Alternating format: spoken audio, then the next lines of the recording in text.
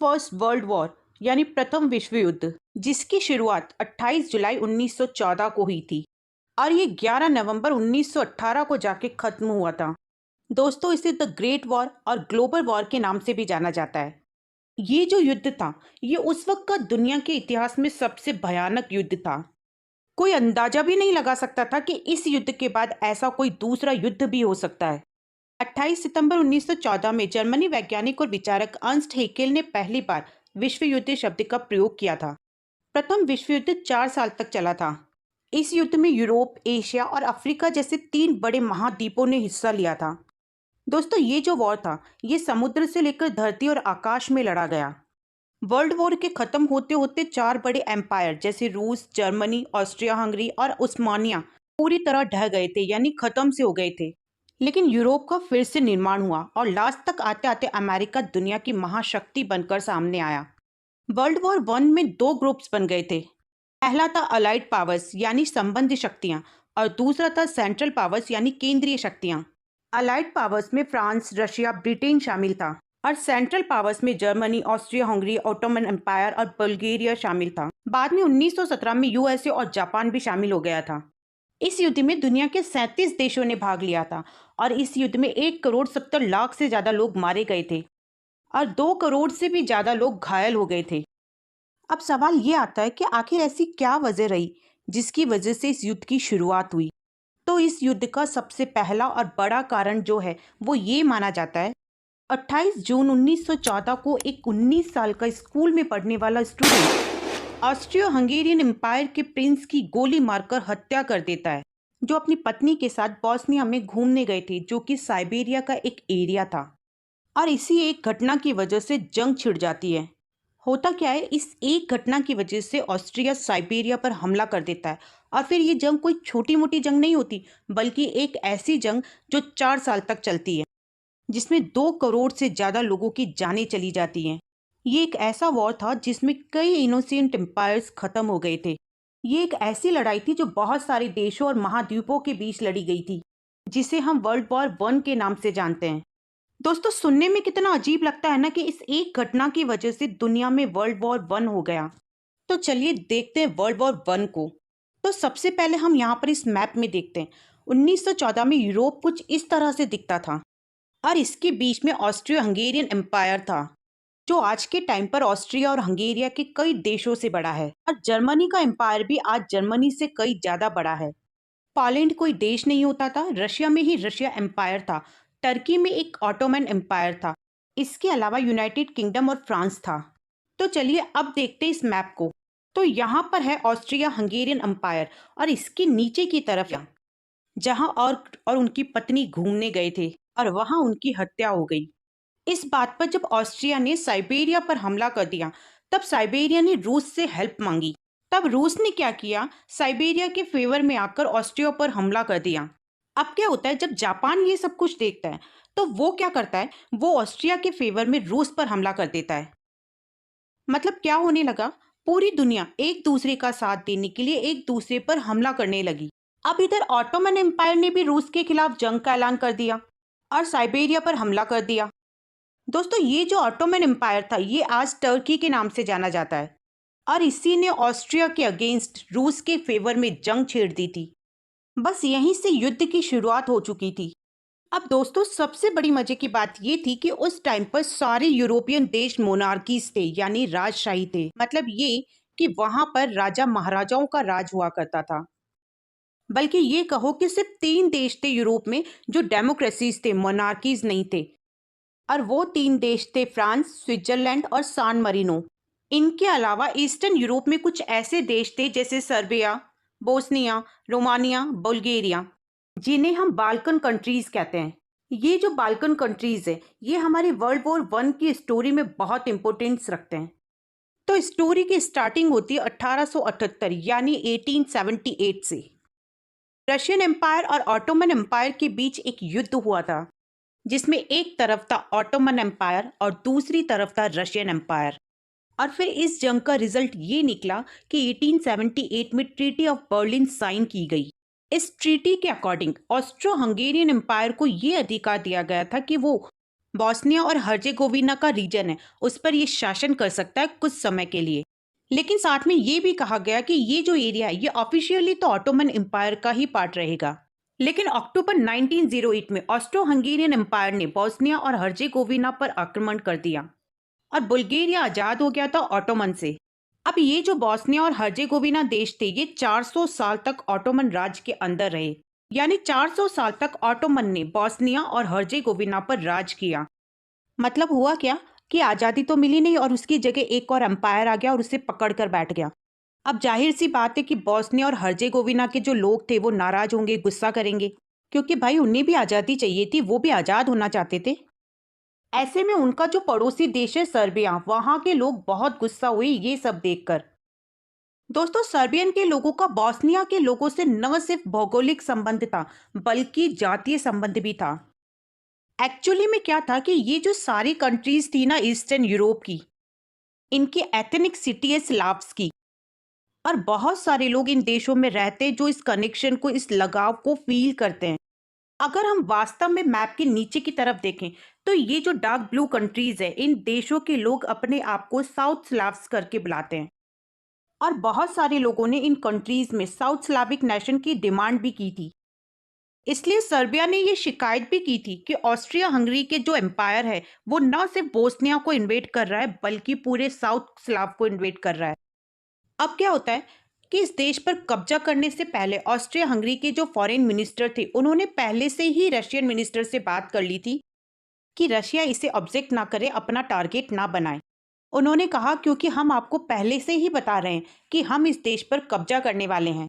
और रशिया ने भी इनका कहना मान लिया था क्योंकि रशिया को भी बदले में कुछ और चाहिए था।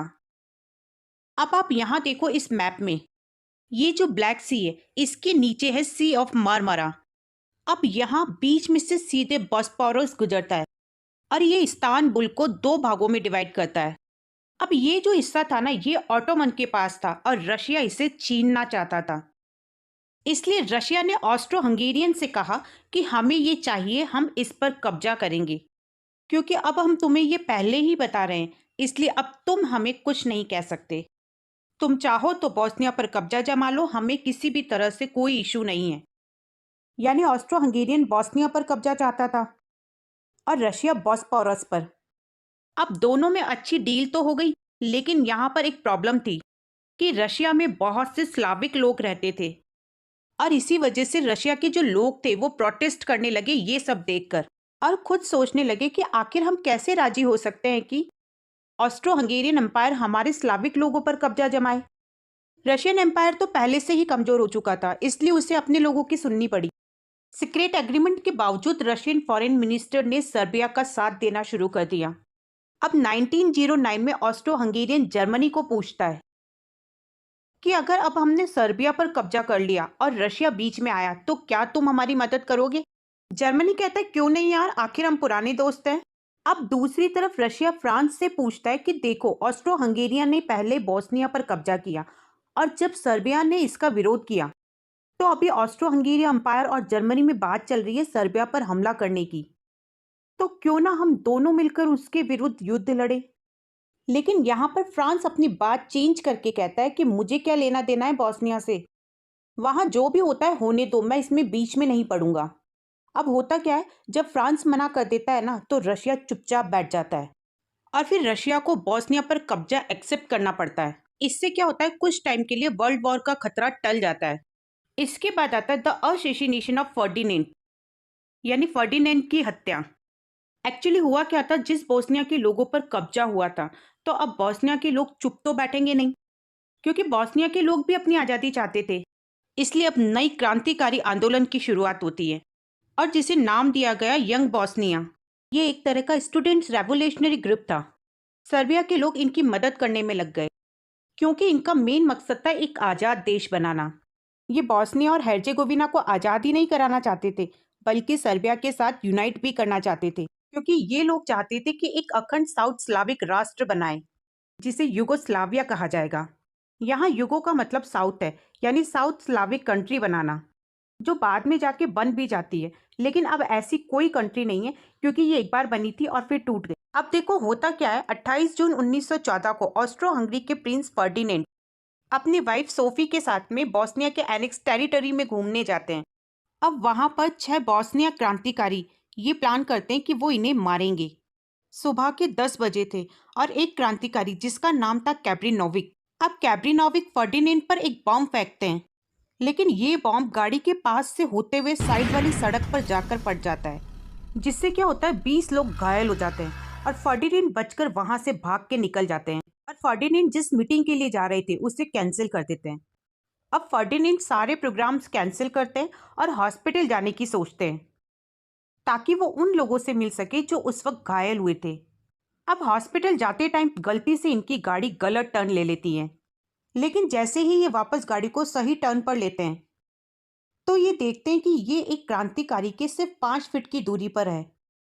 एक 19 साल का स्टूडेंट गवरीलो प्रिंसिप, जिसकी हमने वीडियो के स्टार्टिंग में बात भी की थी, ये फर्डिनेंड और उनकी वाइफ सोफी पर गोली चला देता है और हत्या कर देता है ऑस्ट्रियो हंगेरियन एम्पायर के प्रिंस की। अब गवरीलो प्रिंसिप को तुरंत अरेस्ट कर लिया जाता है, लेकिन इसकी जो एज थी वो 20 से 2 महीने कम थी, इसलिए इसे फांसी की सजा नहीं दी जा सकती थी। इस वजह से इसे 20 साल की जेल की सजा दी गई। अब ट्रायल के दौरान ये कहता है कि मैं एक युगोस्लाव नेशनलिस्ट हूँ, मेरा मकसद है सारे युगोस्लाव्स को एक करना, फिर चाहे वो किसी भी स्टेट्स का क्यों ना हो, मुझे फर्क नहीं पड़ता, लेकिन बस मैं ये चाहता हूँ कि हमें ऑस्ट्रिया से आज़ादी मिले। अब जब ऑस्ट्रिया हंगेरियन के महाराज जब इस घटना को देखते हैं, सुनते हैं, तो उन्हें गुस्सा आ जाता है और गुस्से में आकर जंग छेड़ देते हैं सर्बिया के खिलाफ। अब इधर रशिया देखता है कि ऑस्ट्रिया सर्बिया देश पर कब्जा करने की कोशिश कर रहा है, तो रशिया पहुंचता है सर्बिया को बचाने के लिए। इधर जर्मनी भी देखता है कि रशिया ऑस्ट्रियो हंगेरियन एम्पायर के खिलाफ जा रहा है, तो जर्मनी पहुंचता है ऑस्ट्रियो हंगेरियन एम्पायर को बचाने के लिए। इस पर फ्रांस भी पीछे नहीं रहता और पहुंच जाता है रशिया और सर्बिया के सपोर्ट में। अब जर्मनी फ्रांस और रूस दोनों के खिलाफ युद्ध छेड़ देता है। अब जर्मनी ने फ्रांस पर जीत हासिल करने के बाद बेल्जियम पर हमला किया। अब यहाँ पर एक बड़ी चेन बन गई थी जिसे चेन ऑफ फ्रेंडशिप कहा गया। इधर इटली ऑस्ट्रियो हंगेरियन और जर्मनी के अलायंस में था, लेकिन ये अपने अग्रीमेंट से पीछे हट जाता है इन दोनों को सपोर्ट करने में, क्योंकि अग्रीमेंट में कहा गया था कि अगर हमारे देश पर कोई हमला होगा तब हम आपकी हेल्प कर सकते हैं। लेकिन अगर वास्तव में देखा जाए तो ऑस्ट्रिया हंगरी और जर्मनी दोनों आक्रमण करने पर लगे हुए थे सर्बिया देश पर। अब जर्मन की जो सेनाएं थी वो बेल्जियम से होते हुए फ्रांस तक पहुंच जाती है और इधर ब्रिटेन जर्मनी के खिलाफ युद्ध की घोषणा कर देता है। बस फिर क्या था, शुरू हो गया प्रथम विश्व युद्ध 4 अगस्त 1914 को। क्योंकि ऑटोमन एम्पायर की दुश्मनी थी रशिया के साथ, इसलिए ऑटोमन एम्पायर पहुंच जाता ऑस्ट्रो हंगेरियन एम्पायर के सपोर्ट में। अब यहाँ पर यूनाइटेड किंगडम की एंट्री हो जाती है, क्योंकि रशिया, फ्रांस और ब्रिटेन की अलायंस थी ट्रीटी ट्रिपल एंटेंटे करके। और इस तरह से एक बड़ी जंग शुरू हो जाती है, द ग्रेट वॉर, जहाँ पर ये सारे देश एक दूसरे के साथ जंग पर आ जाते हैं। बाद में जापान और यूएसए जैसे देश भी जुड़ जाते हैं इस जंग में ब्रिटेन और फ्रांस को सपोर्ट करने के लिए। अब जाहिर सी बात है कि जिन देशों पर ब्रिटिश राज्य था, जैसे कि इंडिया, वो देश भी शामिल हो जाता है इस जंग में, क्योंकि ब्रिटिश को सोल्जर्स की ज़रूरत थी। इसलिए उसने सोचा कि जिन देशों पर ब्रिटिश ने यानी हमने कब्जा कर रखा है, क्यों ना उन्हीं देशों के लोगों का यूज़ किया जाए सोल्जर्स की तरह। और इसीलिए बहुत सारे इंडियंस भी जाते हैं ब्रिटेन की तरफ से इस वर्ल्ड वॉर में भाग लेने के लिए। यहीं से शुरुआत होती है वर्ल्ड वॉर वन की। अब 1916 में जर्मनी का मेन टारगेट था बर्दू। जर्मनी ने फ्रांस पर हमला करने का प्लान बनाया और जर्मनी महाद्वीप में स्थित जितने भी मित्र राष्ट्र थे उनका बंटवारा करने के लिए फ्रांस पर हमला करने का प्लान बनाया। और फिर 21 फरवरी 1916 को बर्दू युद्ध माला का श्री गणेश हुआ और फिर 9 जर्मन डिवीजन ने एक साथ मोजेल नदी के दाहिने किनारे पर आक्रमण किया और पहले और दूसरे युद्ध मोर्चों पर अधिकार किया। अब 26 फरवरी को जर्मन सेना बर्दू की सीमा से केवल 5 मील की दूरी पर रह गई और फिर कुछ दिनों तक घोर संग्राम हुआ। अब जब जर्मन थोड़ा ठंडा पड़ने लगा तो इससे क्या हुआ कि फ्रांस को अपनी चाल चलने का मौका मिल गया। इधर पश्चिमी किनारे पर भी जोरदार युद्ध छिड़ा जो लगभग अप्रैल तक चला। अब मई लास्ट तक जाते जाते जर्मनी ने नदी के दोनों ओर एक साथ हमला किया और इतनी बड़ी लड़ाई के बावजूद 7 जून को वॉक्स का किला पर जीत हासिल कर ली। अब जर्मनी अपनी जीत की शिखर पर था और उधर फ्रांस के सैनिक मार्ट होमे के दक्षिणी मोर्चे पर रुके हुए थे। लड़ाई चलती रही। ब्रिटिश की सेना ने सौम पर हमला करके बर्दू को छुटकारा दिलाया। अब जर्मनी का लास्ट हमला 3 सितंबर को हुआ था और इधर फ्रांस ने जनरल मैनगिन के नेतृत्व में अधिकतर जगहों पर कब्जा कर लिया था। 21 मार्च से 20 अप्रैल 1916 तक जर्मनी ने अपने मोर्चे से आगे बढ़कर अंग्रेजी सेना को लगभग 25 मील तक लड़ते लड़ते आमिये के पास ले आए थे, क्योंकि वो उस रेलवे लाइन पर अधिकार करना चाहते थे जो केले बंदरगाह से पेरिस जाती है। क्योंकि दोस्तों, इस रेलवे लाइन से अंग्रेजी सेना और सामान फ्रांस की सहायता के लिए पहुंचाया जाता था। करीब 20 अप्रैल से 18 जुलाई 1917 तक जर्मनी आमिये के पास रुकी रही, जब तक इधर दूसरी ओर मित्र देशों ने अपनी शक्ति और ज्यादा बढ़ा ली थी। इनकी सेनाएं जो अब तक राष्ट्रीय सेनापतियों के निर्देशन में लड़ती थी, वो अब एक प्रधान सेनापति मार्शल फोर्श के हवाले कर दी गई थी। 20 अगस्त 1917 के बर्दू के अंतिम युद्ध के बाद जर्मनी के हाथों में केवल ब्यूट मार्ट रह गया। इन युद्धों ने फ्रांस और जर्मनी की सेना को ठंडा कर दिया था। जबकि जर्मनी सेना की संख्या लगभग 3 लाख थी, फिर भी उसका जोश फीका पड़ने लगा। अब 1917 में ही नया मोर्चा हुआ, जिस पर जर्मनी ने ब्रिटेन, फ्रांस और संयुक्त राज्य अमेरिका के खिलाफ लड़ाई लड़ी। 1917 में 2 घटनाओं ने युद्ध के मार्ग को बदल दिया। संयुक्त राष्ट्र अमेरिका ने मित्र राष्ट्रों से संबंध बना लिया और रूस रूसी क्रांति के बाद संघर्ष से हट गया और उसने एक शांति संधि की।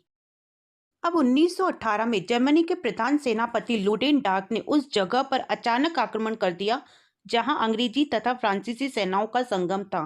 ये हमला 21 मार्च को सुबह 4 बजे हुआ था। 4 अप्रैल 1918 को जर्मन सेना केले पेरिस रेलवे से केवल 2 मील की दूरी पर थी और 11-12 अप्रैल को अंग्रेजी सेनापतियों ने सैनिकों से लड़ मरने की रिक्वेस्ट की।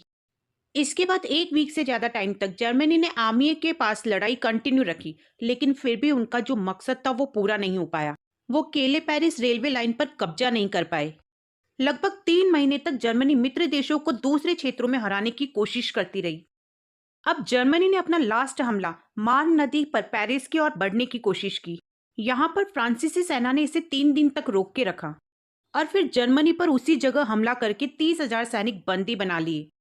इसके बाद फिर 8 अगस्त को आमिये के पास जनरल हैक की अध्यक्षता में ब्रिटिश तथा फ्रांसीसी सेना ने सुबह 4:30 बजे कोहरे की आड़ में जर्मनी पर हमला कर दिया।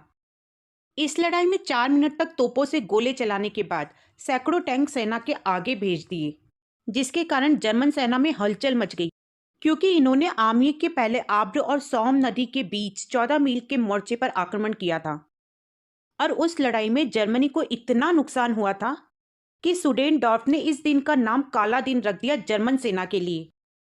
अब युद्ध विराम की ओर बढ़ने लगा। 1918 के अंत तक केंद्रीय शक्तियां सभी मोर्चों पर कमजोर हो गई थी। गैलीपोली में टर्की जीतने के बावजूद बाद में एक हमलावर सेना से हार गई और इधर अरब का विद्रोह, जिसने ऑटोमन की अर्थव्यवस्था को बिल्कुल खत्म कर दिया, उसकी भूमिका को तबाह कर दिया। इसके बाद अक्टूबर 1918 के लास्ट में टर्की ने मित्र राष्ट्रों के साथ एक संधि पर हस्ताक्षर किए। इधर ऑस्ट्रिया हंगरी अपनी आबादी के बीच बढ़ते राष्ट्रवादी आंदोलन के कारण अंदर से टूट रहा था।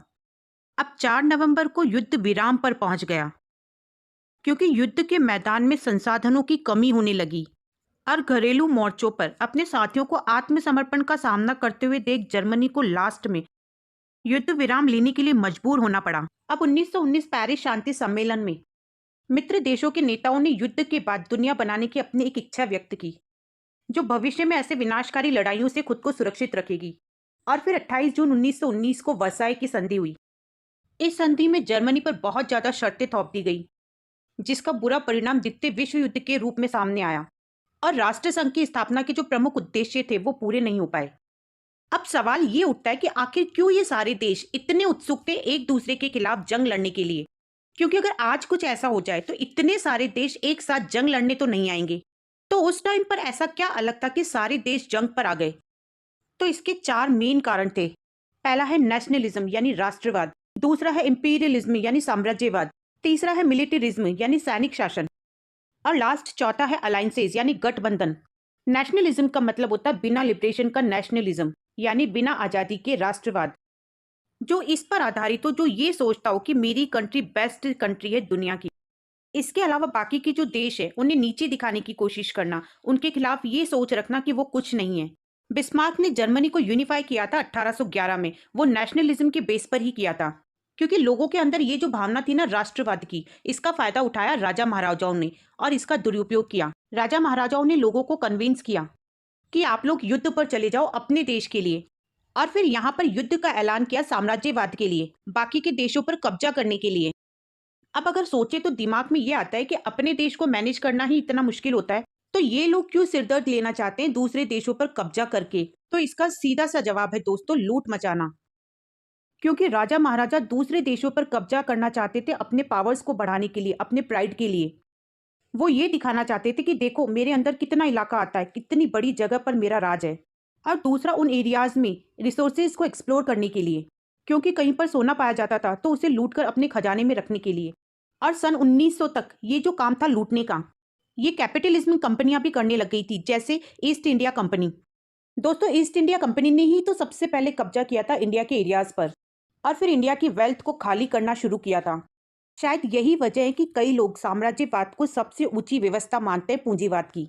ये जो कैपिटलिज्म थे यानी पूंजीवादी लोग थे, ये बाकी के देशों पर कब्जा करके उनकी रॉ मटेरियल्स और चीप लेबर्स का फायदा उठाते थे अपना फायदा कमाने के लिए। अब ये जो इंपीरियलिज्म था ये बिना मिलिट्रिज्म के पॉसिबल नहीं था, क्योंकि बहुत सारा पैसा खर्च करना पड़ता था इन देशों को मिलिट्री पर, ताकि और देशों पर कब्जा कर सके। और ये जो कब्जा करते थे ये करते थे ब्रूट फोर्स के जरिए। ब्रिटिश की रॉयल नेवी उस समय की सबसे बड़ी नेवी हुआ करती थी दुनिया की, जिनकी मदद से ब्रिटेन अपने इतने बड़े साम्राज्यवादी एम्पायर को चला पाता था। उस समय की 6 बड़ी पावर्स थी, Britain, France, Germany, Austria Hungary, Russia और इटली। इनकी कंबाइंड मिलिट्री स्पेंडिंग 1870 में 94 मिलियन पाउंड्स के आसपास थी, और 1914 तक ये 4 गुना बढ़ चुकी थी।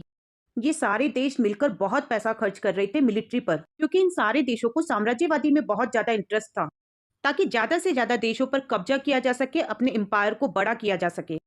और सबसे बड़ी बात ये थी कि जब देश की बात होती है, मतलब उस देश के जो मोनार्क यानी राजा महाराजा हुआ करते थे, क्योंकि डेमोक्रेसी तो थी नहीं, लोगों की मर्जी चलती नहीं थी, सिर्फ एक इंसान जो टॉप पर बैठा है बस उसकी मर्जी चलती थी।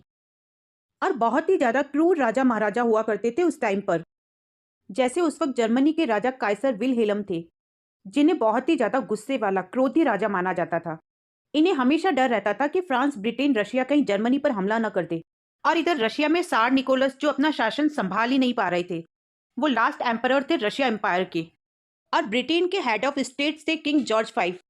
अब दोस्तों ये जो तीनों राजा थे ये एक दूसरे के फर्स्ट कजिन थे, यानी एक ही फैमिली के लोग थे ये लोग, मतलब 3 देशों के राजा। तो अब हम यहाँ ये कह सकते कि वर्ल्ड वॉर 1 एक तरह से गेम ऑफ थ्रोन्स चल रहा था, मतलब एक फैमिली फाइटिंग कह सकते हैं हम इसे। कहा जाता है कि रानी विक्टोरिया ने इन तीनों की लड़ाई रुकवाने की कोशिश की थी, लेकिन उनकी मृत्यु के बाद ये पॉसिबल नहीं हो पाया। अब चौथा रीजन था अलायंसेस यानी गठबंधन।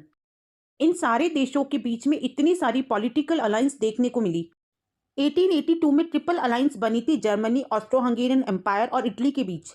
इन तीनों देशों ने एक दूसरे से प्रॉमिस किया था कि अगर किसी भी एक बड़ी पावर पर हमला होगा तो एक दूसरे को म्यूचुअल सपोर्ट करेंगे।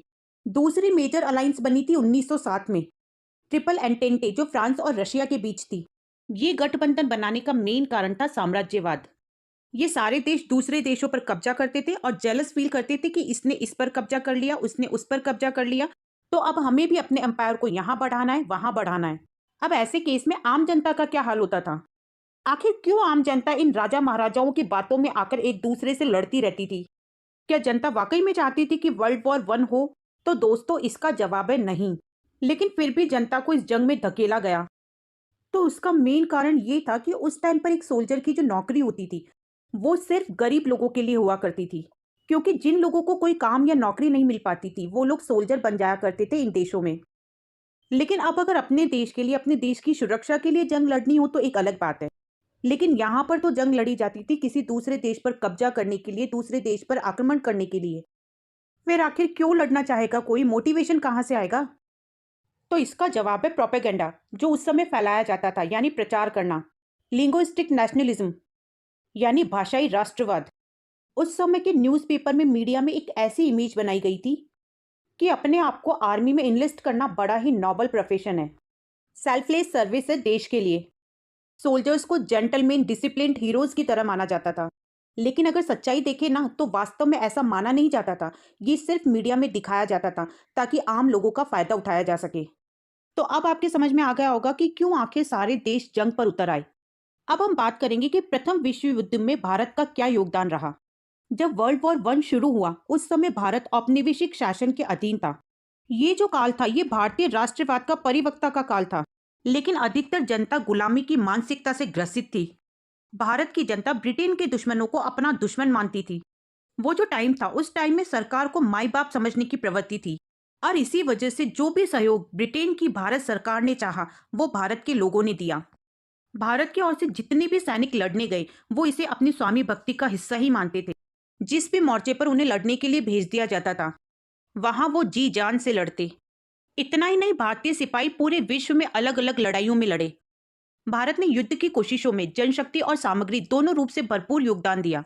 इस युद्ध में ऑटोमन एम्पायर के खिलाफ मेसोपोटामिया यानी इराक से लेकर पश्चिम यूरोप, पूर्वी एशिया, फ्रांस, बेल्जियम, एडिन, अरब, पूर्वी अफ्रीका, गालीपोली, फिलिस्तीन, पार्सिया, सालोनिका, यहाँ तक कि मिस्र तक जाकर पूरे विश्व में अलग अलग लड़ाइयों के मैदान में बड़े जोश के साथ लड़े।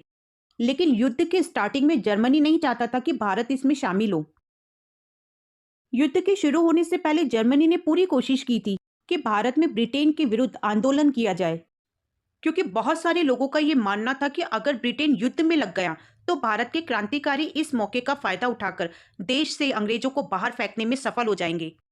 लेकिन इसका उल्टा भारतीय कांग्रेस के नेताओं का ये मानना था कि अगर आज़ादी चाहिए तो इस समय ब्रिटेन की हेल्प करना जरूरी है।